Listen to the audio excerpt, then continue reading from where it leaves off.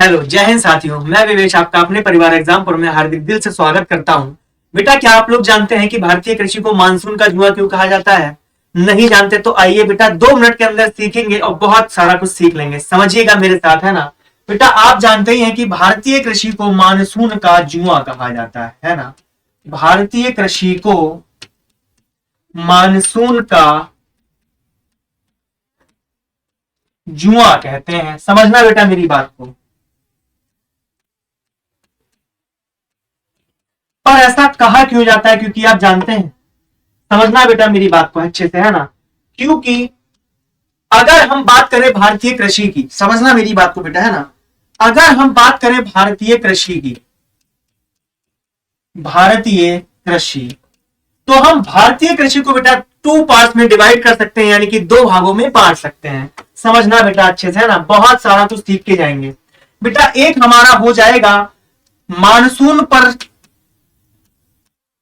Monsoon पर निर्भर क्षेत्र। मानसून पर निर्भर क्षेत्र का मतलब यह है कि अगर वर्षा हो जाएगी, समझना मेरी बात को, अगर वर्षा हो जाएगी तो किसान के जो खेत हैं उसमें वर्षा का पानी उन्हें मिलेगा और फसलों का उत्पादन बहुत अच्छा होगा। लेकिन अगर वर्षा का पानी, यानी कि वर्षा नहीं हुई तो वर्षा का पानी उसको नहीं मिल पाएगा, मृदा को, तो क्या होगा? फसल उत्पादन होगा? आप लोग बताइए। बिल्कुल बेटा नहीं होगा। तो यहां पर क्या होता है, संभावना रहती है या तो पानी बरसेगा या पानी नहीं बरसेगा। और बेटा समझना मेरी एक बात को, मानसून पर हमारे यहां 55% क्षेत्र निर्भर करता है। यानी कि भारतीय कृषि को अगर हम 2 पार्ट्स में डिवाइड करें तो मानसून पर निर्भर क्षेत्र हो जाएगा और दूसरा हमारा हो जाएगा सिंचित क्षेत्र। कौन सा क्षेत्र हो जाएगा भैया? सिंचित क्षेत्र हो जाएगा। अगर हमारा 55% क्षेत्र कृषि पर, यानी कि कृषि का क्षेत्र मानसून पर निर्भर करता है, तो 45% हमारा जो कृषि योग्य क्षेत्रफल होगा वह कैसा होगा? सिंचित क्षेत्र होगा, यानी कि इरिगेटेड एरिया होगा।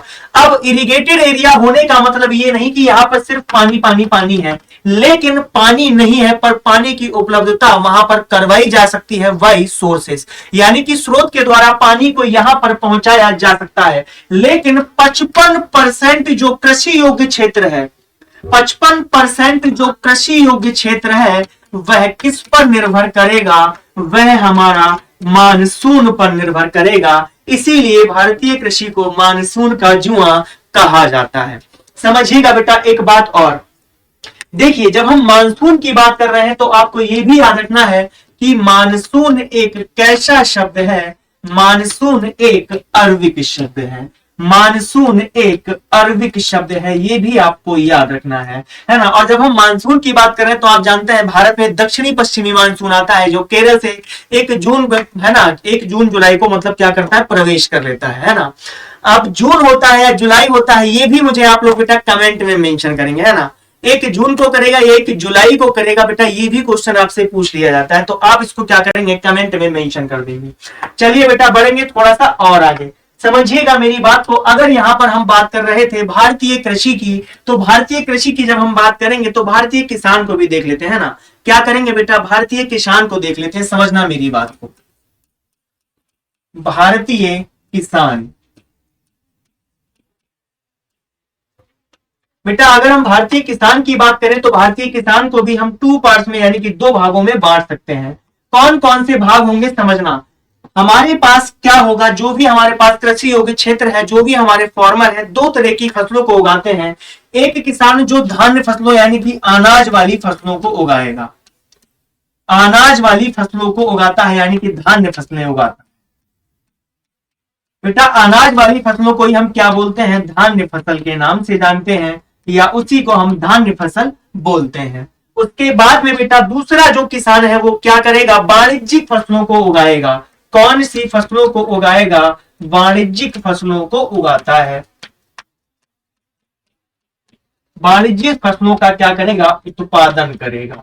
समझना बेटा मेरी बात को। अगर यहां पर हम बात करें कि कितने % किसान अनाज वाली फसलों को उगाता है, तो बेटा याद रखिएगा हमारा 55 से 60% जो किसान है वह खाद्यान्न फसलों को, जैसे कि हमारा धान, गेहूं, है ना, जैसे कि हमारा धान, गेहूं आदि का उत्पादन करता है। और अगर वाणिज्यिक फसलों के उत्पादन की बात करें तो आप याद रखिएगा 35 से 40% जो किसान है वह वाणिज्यिक फसलों को उगाता है, जैसे कि हमारा गन्ना है ना, कपास और बेटा तिलहन है ना। तिलहन भी हमारा किस में आता है बेटा, कॉमर्शियल क्रॉप्स में आता है, यानी कि वाणिज्यिक फसलों में आता है। आशा करते हैं कि आप लोग मेरी बात को समझ गए होंगे, है ना बेटा। इसी तरीके से आपको बहुत सारे फैक्ट्स ऐसे ही मिलते रहेंगे, इसीलिए आप लोग हमारे साथ जुड़े रहें। आशा करते हैं कि आप इन बातों को अच्छे से समझ गए होंगे, है ना बेटा।